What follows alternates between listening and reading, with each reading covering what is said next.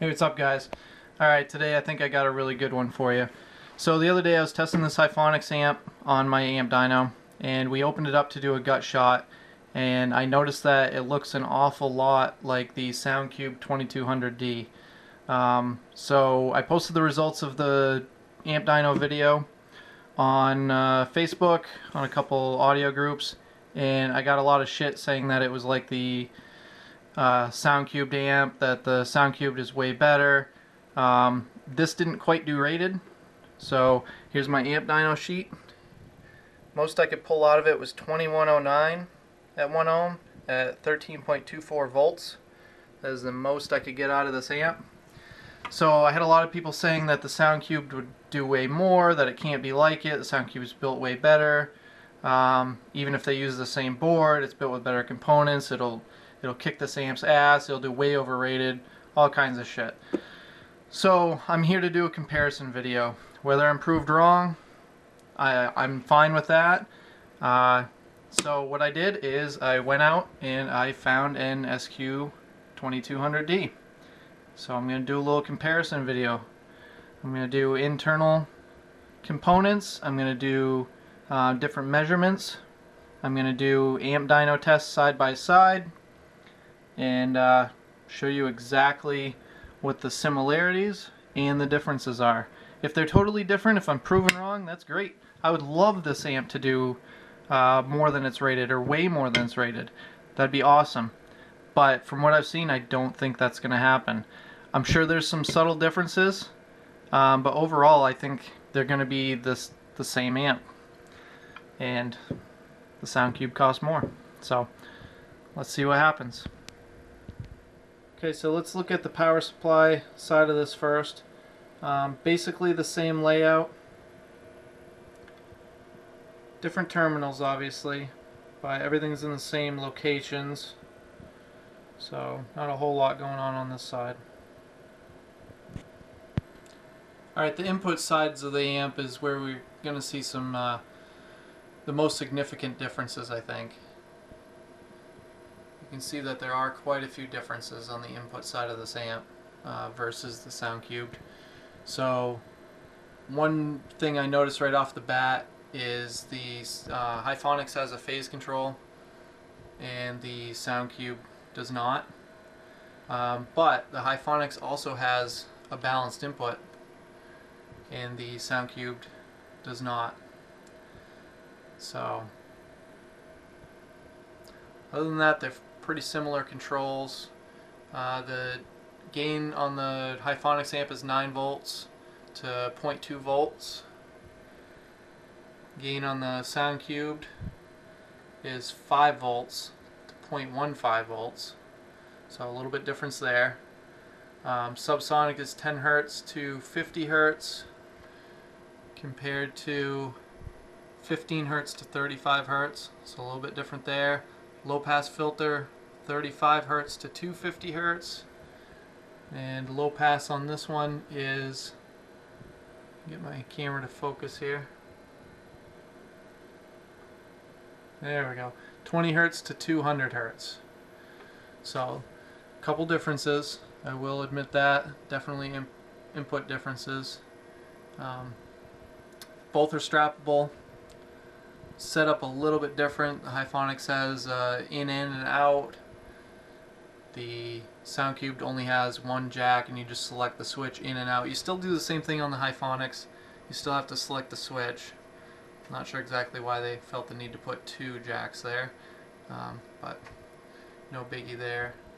The inputs, same thing. This one also has an output on the Hifonics. The Soundqubed has only an input, so no output to another amplifier. Alright, looking inside these amps is where you're really going to start noticing the similarities.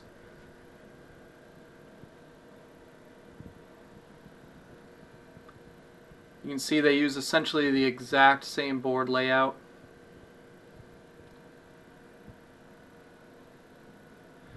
They both use dual power supply transformers. Filter caps are in the same spot, output filters same place, output chokes, inductors are in the same place. pretty much the same exact layout between the two amps.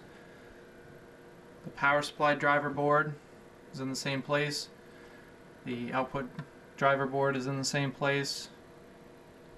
These you can see the similarity in the speaker outputs here. The protection relays, same place. Again, the big difference is in the input section.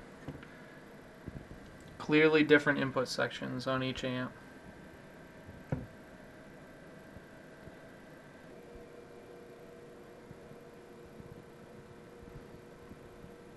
Whether that means one's better than the other, I don't know. Not going to get into real huge specifics on the input section. What I'm going to deal with is the big differences in the power supply section and the output section, which is what really matters on this amplifier. Alright, so let's go into a little bit of detail about those. Okay, I'm going to start off with the power supply MOSFETs. This is the Hifonics amp, and it uses IRFP064N power supply MOSFETs. There are 12 of them total, 6 on each side. If we go over to the Soundqubed amp, you'll see that it uses the same power supply FETs, IRFP064N by International Rectifier, and there's also 12 of them, 6 on each side. So no differences there whatsoever. Both amplifiers also use dual toroidal transformers. So again, no differences there. They may look a little bit different. That could mean something, that could mean absolutely nothing. The big thing is how many windings is in each one, and we'll be able to measure, later on I'm going to measure the actual rail voltage, rail to rail, in these amplifiers and see how they compare. If one makes more rail voltage, then it should make more output at the same load. So we'll test that a little bit later. They do look a little bit different, but that could mean absolutely nothing. Let's look at the input filter capacitors. This is the Hifonics amp. It uses Yicon 1000 microfarad 35 volt capacitors. The temperature rating on these capacitors is 105 degrees Celsius, and it uses 16 of them. Now, Yicon's not a great brand. It is a budget brand. I think it's Taiwan made. Okay, if we jump over here to the Soundqubed amp, we also have 16 1000 microfarad 35 volt capacitors. These are Capson capacitors. See if I can zoom in on that.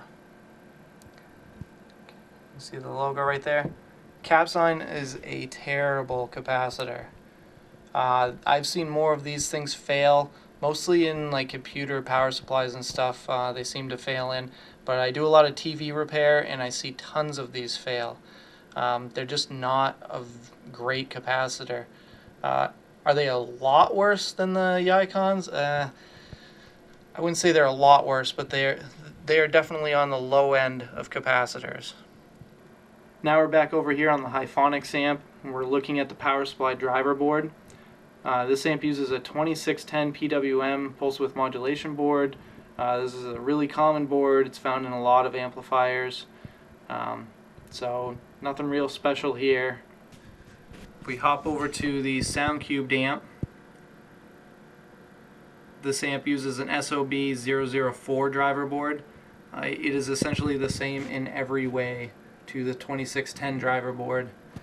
So nothing on this is going to make any difference in quality or output or anything. These are totally interchangeable boards. Okay, so up until this point everything's been pretty similar. No big changes, no big differences.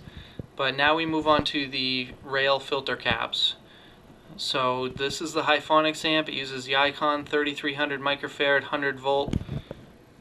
And these are 105 degree temperature ratings. Okay, now if we jump over to the Soundqubed amp, again it uses Capson caps, 3300 microfarad, 100 volt, but let's look at the temperature rating on these caps. These are only rated at 85 degrees Celsius. You're probably wondering why that matters at all. The amp's not probably going to get up to that hot. Okay, what happens with capacitors is they all have a load life rating. The load life rating, the biggest thing that changes the lifespan of a capacitor is heat. Okay, so if it starts off with a lower heat tolerance, it's not going to last as long. So these are 85 degrees Celsius. The Hifonics uses 105 degrees Celsius. So what does that really mean in longevity? So what I have here is basically a lifespan calculator for capacitors. So what we're going to do is we're going to enter some measurements in here from each capacitor and see how long basically each one should last. So first we're going to start off with the load life rating. I gave both caps a generous load life of 5,000. 3,000 is probably closer to what it really should be.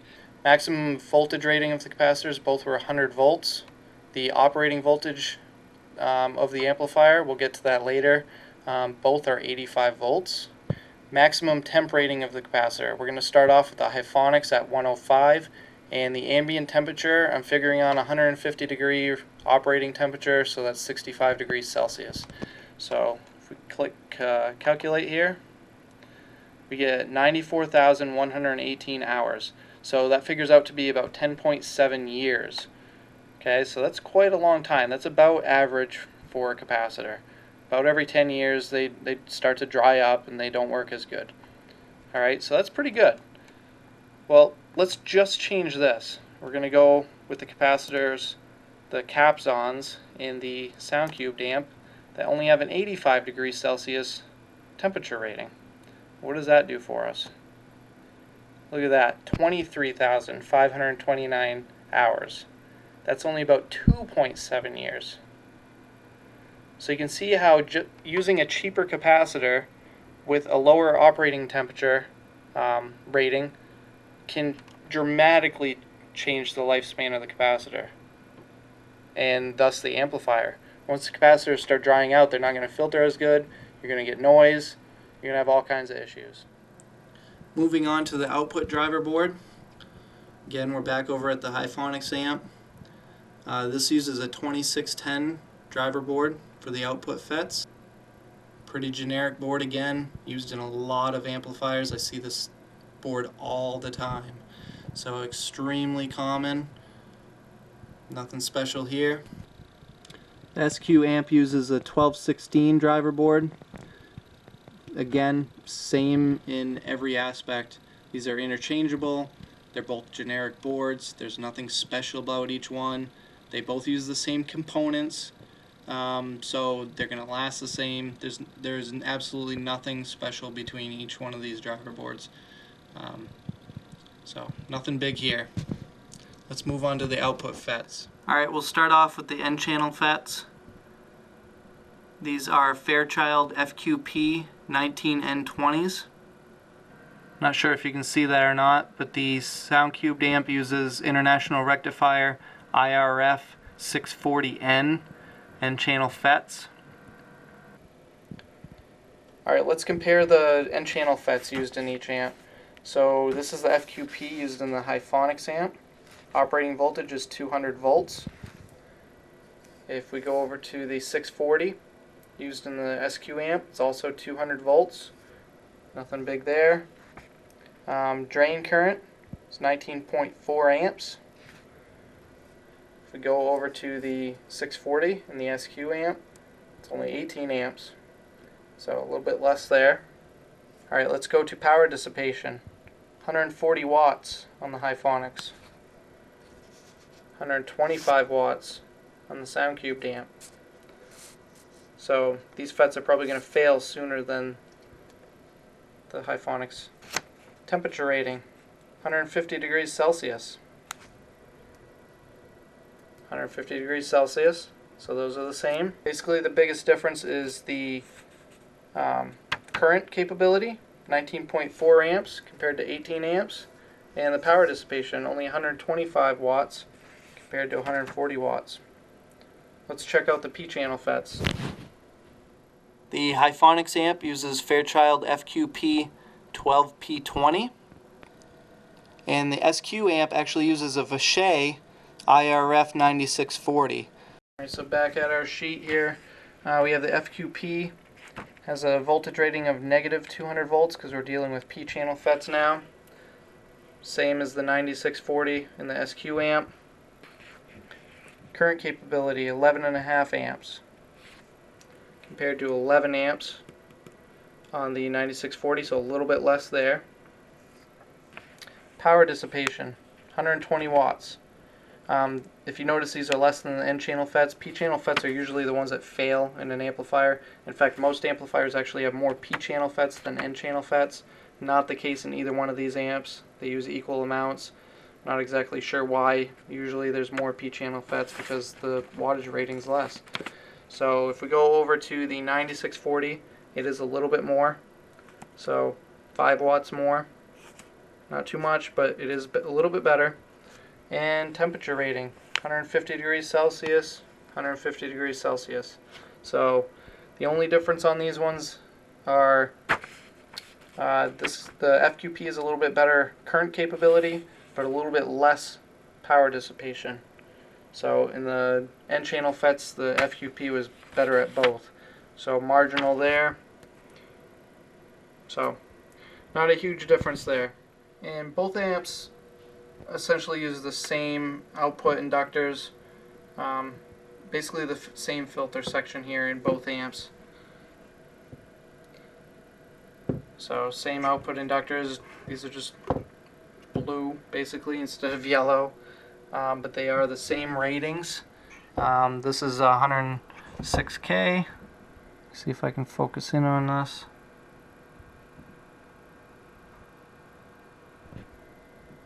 There we go.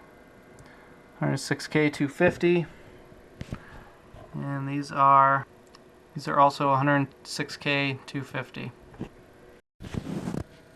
You might notice that these resistors right here are a little bit smaller on the SQ amp than they are on the Hifonics amp. They're both 47K ohm resistors. If anything, the Hifonics might have a higher wattage rating than the SQ amp. Physical size doesn't always mean that. Without looking up the actual specs or the service manual on each of these, I don't know exactly what the rating is on each one of these. But they're both 47K 5% resistors, so there's no difference there. Output filter caps, again, the Hifonics uses the Yicon. These are 470 microfarad, 100 volts, 105 degrees Celsius. The SQ uses basically the same exact thing, just caps on. So these are also 470 microfarad, 105 degrees Celsius. Okay, so quick overview. Again, basically the same amplifier between the two. Both use the same power supply FETs. Both use essentially the same driver board. I know somebody's going to argue with me that one is better than the other. They are interchangeable driver boards. They're the same damn thing. There's nothing special on each one. The components are the same on each one. It's just the board itself that has a different number. That's it. So everything else is the same. Same thing with the output driver board. Different board number, same parts on it. Okay. The Fairchild output transistors, not necessarily any better or any worse. As you saw, a couple of the ratings were a little bit different. If anything, I think the Hifonics is a little bit better. The N-channel FETs are a little bit better on this amp, but the P-channel FETs are a little bit better on the SQ amp. As far as power dissipation, which is a really important factor on output FETs. So that's usually what causes them to fail, is heat. So better capacitors in my opinion on the Hifonics amp than the really crappy caps on the SQ amp. The input sections are definitely different on each amp. I don't know if I could say one's better than the other. I do like that this has, you can use the balanced input, which is kind of nice, but I don't think anyone too many people really use that, so not a huge difference there. Alright, so let's get into some interesting stuff. Let's get into some power differences. First thing I'm going to do is test the power supply rail voltages on each amp. Essentially, what you'd want to see is if this has more output, it truly does more power than the Hifonics, then it's going to have a higher rail voltage. They're both rated at the same load, both 1 ohm, and they both use extremely similar output FETs. So for this to produce more power, it has to have a higher rail voltage. It's as simple as that. If it has a lower rail voltage, it has the same rail voltage, it's going to put out the same power. That's all there is to it, guys.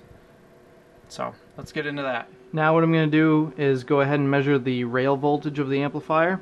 So if you don't know what rail voltage is, that's the power produced by the power supply. The power supply is going to take the DC voltage coming in, it's going to convert it to a pulsed DC output at a higher voltage than the input. That pulsed DC is going to go through some rectifiers, and then that is also going to be filtered through these caps here, and then that is what the actual output section of the amplifier uses for power. So basically the rail voltage is what converts to the power of the amplifier. So if you have a certain rail voltage at a certain load, it's going to produce X amount of power. So if you have two amplifiers with the same rail voltage at the same load, they're going to produce the same amount of power. So let's go ahead and test this Hifonics.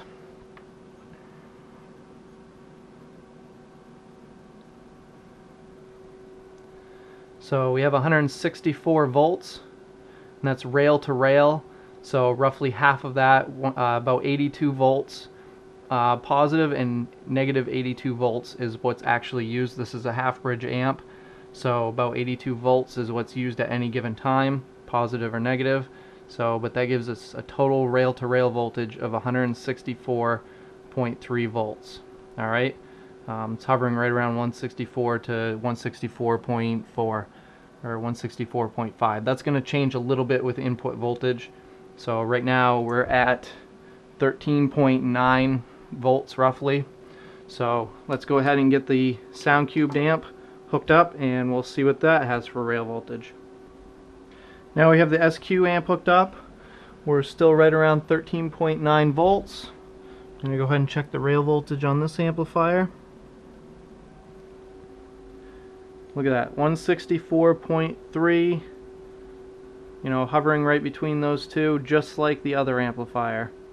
So these produce the same exact rail voltage. The Hifonics and the Soundqubed produce the same rail voltage, which means at the same load, they're going to put out the same amount of power. It should be identical, just like we've seen with everything else on this amp. Yes, there's small differences, but essentially, spec to spec, they're the same thing. Let's go ahead and do some power measurements here. I have the dyno test from the Hifonics amp right here. So we're going to go ahead and run this amp through the same test. I'm only going to do the 1 ohm test because those are the ones that really matter here. So I'm going to go ahead and run them through the same test and see what we come up with for a number.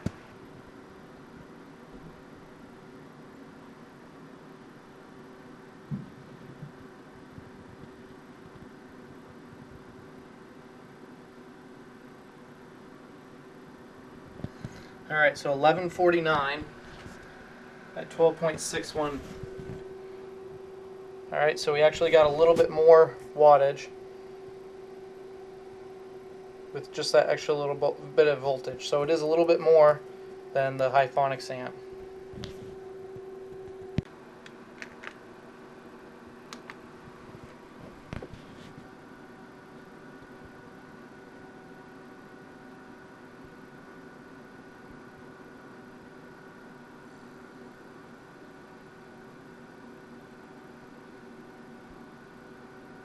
Alright, 1463 at 11.35 volts. So definitely a little bit lower voltage. We had 1494 at 11.85 volts. So did a little bit less power with a little bit less voltage. Alright, here's the test most people probably care about. This is the 1 ohm dynamic test.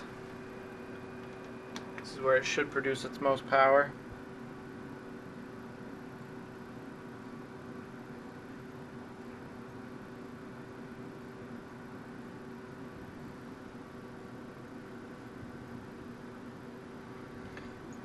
Q1-2200D 13.34 volts. What do we have over here? 2109 at 13.24 volts. That is pretty damn close. Okay, so what have we learned? Basically that these amplifiers are essentially the same amplifier. They use the same board. They use many of the same components. They're laid out essentially the same. They put out the same power. They have the same rail voltage. The Hifonics does use better capacitors. They should last longer and be less prone to failure. The Soundqubed does not have great capacitors in it, so that's a big downer on this one. The N-channel FETs on the Hifonics have better heat dissipation, so they should last longer. But the P-channel FETs in the Soundqubed were a little bit better, and those are actually the ones that are more prone to failure than the N-channel FETs most of the time, so I guess that's a plus for this amp. The Hifonics does have a balanced input, the Soundqubed does not. I wouldn't really give that a plus to this one because most of the people probably aren't going to use it. The Soundqubed does look better. It looks more expensive. It looks like it's built better. Is it really? I wouldn't say so. I mean, that's really just looks. It really has nothing to do with the quality of the amplifier. This is all metal. Hifonics does use the plastic end caps, but really who cares? That's just an end cap. So the terminal screws on each one are about the same. So really, I mean, if I was going to go out and buy one of these two amps, why would I spend the extra money on the Soundqubed amp? Just for the name? Just to say I have a Soundqubed amp? This does the same thing, should last just as long or longer, puts out the same power for less money. I mean, I guess I'll let you guys be the judge of that. So, alright, that's it guys. There's my comparison of the two amps. Take it for what it is. Hopefully I don't get too much hate for this. Sorry Soundqubed, but your amp isn't any better than a Hifonics.